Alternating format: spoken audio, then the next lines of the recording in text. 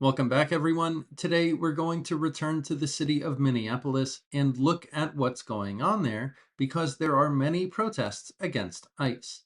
So let's jump into it. Our first article is from The Guardian, and it says, "Make no mistake, this is an occupation. ICE's deadly presence casts long shadow over Minneapolis." First, we're here to learn English, and I have to mention that we make mistakes. We don't do mistakes. So please stop making this error. We also make errors. Just try to remember. I know it's difficult. But ICE's deadly presence casts long shadow over Minneapolis. I have another question. What's the difference between shade and shadow? A shadow. Well, first, if you're watching this from Brazil or Argentina, Australia, somewhere in the southern hemisphere, I am a little envious of you because right now, for you, it's summer. And for me, here in the northeast of the United States, it's winter, so it's very cold. Why am I mentioning this? Well, you, when you go outside, have to look for shade if the sun is too hot. What am I talking about? Well, here is a picture of a woman sitting in the shade. So we can say this woman is sitting in the shade. It was a hot day and she had to find some shade so she could cool off. Shade is specifically an area. That's very important. Compare that to a shadow. When we talk about shadows, we talk about the form of something. So I have a shadow, you have a shadow. Many objects obviously have shadows when the light comes in their direction. It produces the shape, the figure, and that's the difference. ICE's deadly presence casts long shadow over Minneapolis. The word cast is not very common, but you might see it in certain collocations in English, and it generally means project. It's very similar to throw, project, something like that. So it casts a shadow, it produces a shadow over, over. Remember, over represents an arc, over Minneapolis. It covers Minneapolis. So it makes things a little dark for this city. Classrooms have emptied, shops have shut, and the mood is tense. But as the federal operation has ramped up, so has residents' response. Now, you know, if you watch my channel, that I love phrasal verbs. And I've taught and explained ramp up many times. But let's take a look at what a ramp actually is. And here is a picture of a ramp. We can describe this picture and we can say the wheelchair for disabled people, is going up the ramp. Many things go up ramps. So, for example, skateboarders love to go up ramps. If you've played a skateboarding video game or if you like to skateboard, they like to go up these ramps. And when we imagine the shape of a ramp, it increases very quickly. So let's go back to our article, and it says the federal operation has ramped up. So we can imagine from the picture of a ramp that it means to increase and usually quickly, to intensify in some situations. Let's continue.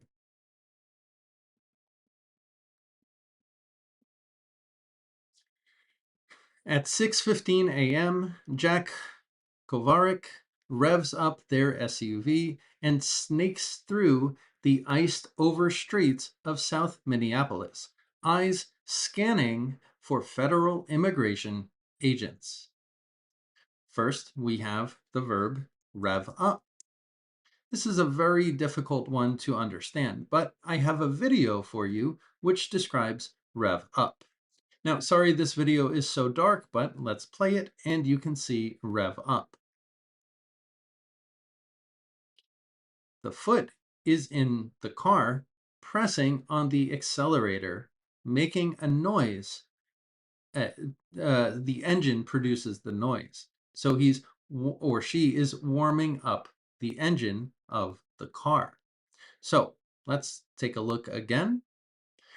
Jack Kovarik revs up their SUV, revs up, starts, warms up their SUV, their vehicle, and snakes to move like a snake through the iced over streets of South Minneapolis. A snake, don't forget, is very similar to a serpent. If you don't know that animal, it's like a serpent. Serpent. Their eyes scanning for federal immigration agents.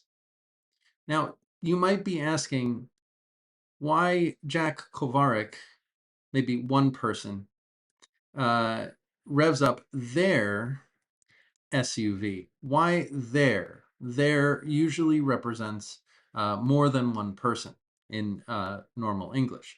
But here we don't know if this person is a man or a woman. And if we don't know the gender, this is very typical. This has always existed. We use the word their for one person. It's not political. It's very typical in traditional English. There means one person when we don't know the gender. Let's continue. The neighborhood where Renee Good was killed by a federal officer has been eerily quiet. The bus stops are depleted of early shift workers. Eerily comes from the word eerie, and I always think of Halloween when I see the word eerie. So eerie means that it's in a strange way, but there is an implication of silence. So when we think of eerie, it's very similar to creepy, eerie, silent, strange, that strange feeling, that uncomfortable feeling. And it says the bus stops are depleted of early shift workers. Depleted of means reduced. So these early shift workers are gone. The streets are empty, probably because the ICE agents are there. Let's continue. By 7 a.m., a contingency of parents is walking their kids to kindergarten and elementary school, down from its usual bustling size to just one or two parents who are now escorting not just their own children, but also those of their immigrant neighbors and friends too afraid to leave the house. If we go in order, contingency is just a group of people. And when we use the word contingency, it's usually for a purpose. So these people formed a group for a reason. So there's a specific reason they have this group. And you might be asking, walk their kids. Why walk someone? Well, this is actually very common in English. So I can say something like, I walk to the store every day. That's kind of basic English that you learn in beginner English. But you can also walk your dog to the store. And that's the idea of accompanying or escorting someone to that place. And here you can see that this woman is walking her dog. It's a very common activity. The people who do this professionally in cities like New York City are called dog walkers. This is actually a profession. They make a lot of money in New York City. We have the word bustling. So, down from its usual bustling size. Bustling just means very busy, very noisy, a lot of action happening.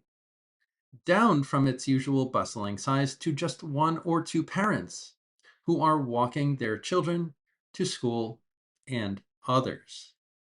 Let's continue.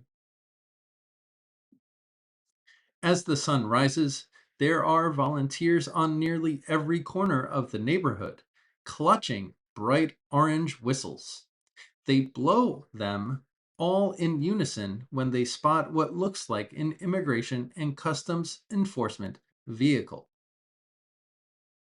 First, clutching means holding tightly. We hold something very tightly.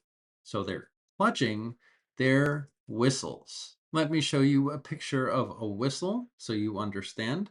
This man is holding a whistle and he's blowing the whistle. The whistle makes a loud sound. So this man is blowing his whistle. We don't pronounce the T in whistle or the H. It's mostly like this. Whistle. That's the pronunciation. Whistle. They're blowing whistles to make noise to alert immigrants that ICE is nearby. It's close. Let's continue. The Trump administration in recent weeks has mobilized 3,000 federal agents to the state of Minnesota, a force that now outnumbers the Minneapolis police force 5-1. Armed, masked agents have been arresting people on their morning commutes, at grocery stores, and outside churches. The Department of Homeland Security has called the operation the largest in the agency's history. Make no mistake, this is an occupation, said Angelique Conley, a commissioner for Hennepin County, which includes Minneapolis. So let's take a look at some vocabulary here. The force outnumbers the police force. So the agents, let's say the agents outnumber the police force. Outnumber is a very interesting verb because it starts with out, and then you can see the word number.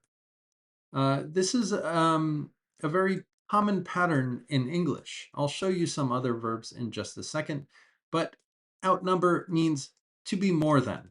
Let's use the word to exceed, to be more than. So the agents, the ICE agents outnumber the police force. There are more agents, ICE agents, than the police force. So you're probably wondering why out. Well, if you look at some other verbs in English that start with out as a prefix, we can find patterns. So for example, we can say outcompete or outsmart, outperform, outwork, or let's say outrun. These are all pretty common verbs in English, in my opinion. And all of them have a very similar meaning of to be more than or to be better than.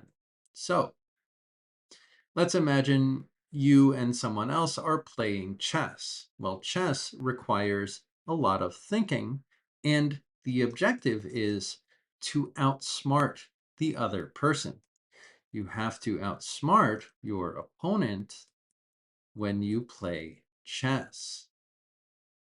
So you have to be better than your opponent.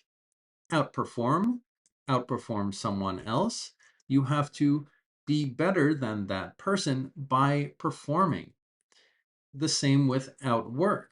You have to work more than the other person. To outrun someone means to run more than the other person. You have to escape the other person. So when you find verbs that start with the prefix out, just remember this lesson. As always, don't forget that I teach private lessons directly on my website. So if you're looking for a very professional teacher, if you want maybe an English coach or something like that, I have many materials. I've already met quite a few of you, and we have regular lessons. But if you're interested, just go to my website. You can learn about me. You can schedule a lesson on Microsoft Teams right here, and you can see my certifications and other things, of course. But now let's go to our second article. Counter protesters chase off conservative influencer during Minneapolis immigration crackdown. First, let's do some pronunciation. Now, you can say counter, but if you watched yesterday's lesson, I mentioned that the word T in the middle of words in English makes us a little slower, and it makes it difficult for us to flow in conversation. So we like to completely eliminate that sound. So you can say counter or you can say counter. Don't pronounce the T at all. And this happens very frequently if the T is in the middle of the word. One more time. Counter, counter. Counter protesters chase off conservative influencer. So the word chase means run, but in a very specific context. For example, a police chase. A police chase is when there is a criminal or someone who the police want to arrest, and the police have to chase him. They have to run behind this person, or in this case, drive behind this person. But why off? Well, chase off can also mean chase away. So they chase the person and there's a separation.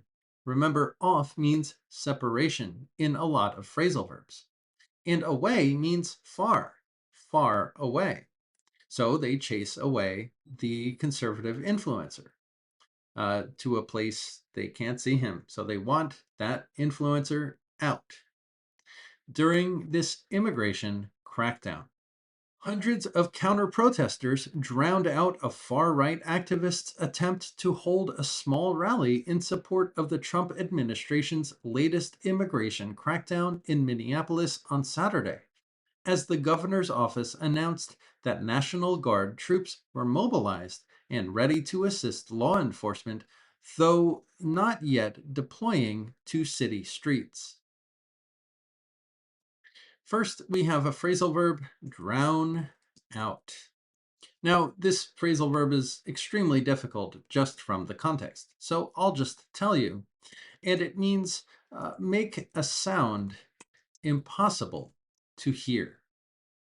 So this conservative influencer, this far-right activist, wanted to hold a small rally. And he was speaking and saying some different things, but counter-protesters came in and drowned him out. So they were speaking louder or making more noise than this activist or this far-right influencer. Just one more thing I'll mention from this first paragraph is hold a rally. A rally is an event with a lot of energy. But why hold? Well, when we're talking about events, when events happen, we hold those events. So this is about events. You can also say have a rally. And I think this is just as important and just as common, probably more common in some situations. Have is a word which is often about events. Well, what am I talking about? Well, in English, we say, I'm having a party on Friday night. For example, I'm having a party. A party is an event, so we don't make a party or do a party, we have a party. Let's continue with this article. There have been protests every day since the Department of Homeland Security ramped up immigration enforcement in the Twin Cities of Minneapolis and St. Paul by bringing in more than 2,000 federal officers. We saw ramp up in the last article, and you know it means increase rapidly. And uh, the Department of Homeland Security brought in, remember that's the past of bring in into the city more than 2,000 federal officers. Let's continue. Conservative influencer Jake Lang organized an anti-Islam, anti-Somali, and pro-ICE demonstration, saying on social media beforehand that he intended to burn a Quran on the steps of City Hall. But it was not clear if he carried out that plan. Just a terrible situation in Minneapolis, just completely unacceptable. But we are not here for my opinion, we're here for English. So, beforehand. Beforehand means really just before. We can say in advance too. That's a word, that's a term we use which means before an event. So, this person organized this event saying on social media beforehand that he intended to do these terrible things. And then we have the verb carry out, which just means, I'll say, complete something that was already planned. So he wanted to carry out this plan, and that's a collocation. We carry out our plans. So carry out a plan. Let's finish the article. Only a small number of people showed up for Lang's demonstration, while hundreds of counter-protesters converged at the site, yelling over his attempts to speak and chasing the pro-ICE group away. They forced at least one person to take off a shirt they deemed objectionable. There's a lot here, and it's a very good article to learn English. I like it a lot. Let's start with show up, which just means appear. You can also say turn up. It really means the same thing. I personally prefer show up, but some people say turn up. Only a small number of people turned up for Lang's demonstration. A small number of people appeared for Lang's demonstration, while hundreds of protesters converged at the site. Converge means, let's say, come together. So they came together at this site. So you have the rally, you have the event, and they came to this site. They converged here. Yelling, yelling over. Over appears a lot in my lessons. I love this word. It's very easy to teach and understand. Yelling also means shouting, so making a loud sound. And if we yell over a person or shout over a person, this person is making some noise. So we have to make more noise. We have to yell over their noise. So we have to be louder than that person. We have to yell over their person, and we have to, if we're doing this, we have to drown them out, if that's our goal. Another phrasal verb that you learned. So, yelling over his attempts to speak and chasing, we just learned chasing. Chasing what? Chasing the pro-ICE group away, or chasing the pro-ICE group off. Remember, chase off, chase away, it's the same. They forced at least one person to take off a shirt they deemed objectionable. So, take off means remove. That's a basic phrasal verb. I hope you guys know that one. But what's the opposite of take off? Do you know? The opposite of take off is put on. And if you don't know that, I, of course, recommend my phrasal verb lesson about clothes. It's a very interesting one. I forget how many phrasal verbs are there, but it will help you speak a lot better. So, the opposite of take off is put on.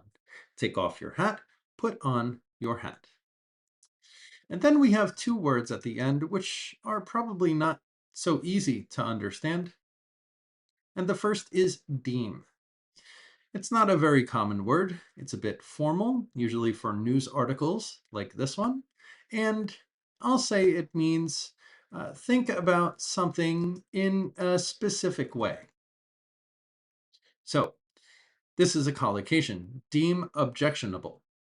Objectionable is offensive, something that makes you very uncomfortable, something that causes a lot of people to dislike that thing. So they forced one person to take off a shirt that they thought of as offensive.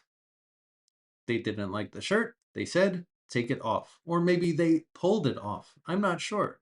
But there's a lot of news about this, and it's a very interesting time in America, especially Minneapolis. So I suggest you follow the news. And of course, like this video and subscribe to this channel.